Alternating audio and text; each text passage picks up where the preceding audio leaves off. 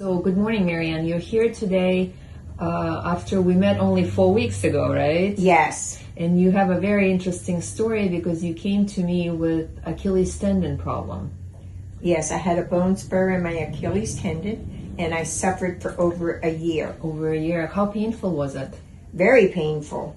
Okay. So you came to me because you did not want to have the surgery because it has to be, 4 weeks in a wheelchair or off your foot.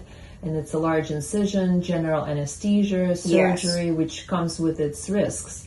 So you decided to try an alternative method, which was the amniotic injection, and we also did the Shockwave.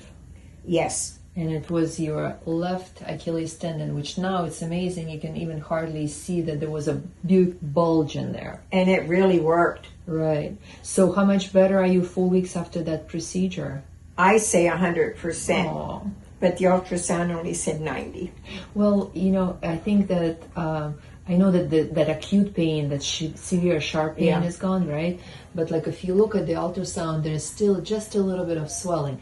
And I didn't want to tell you 100%, even though I know you feel so much better. Yes, oh, it's so much better.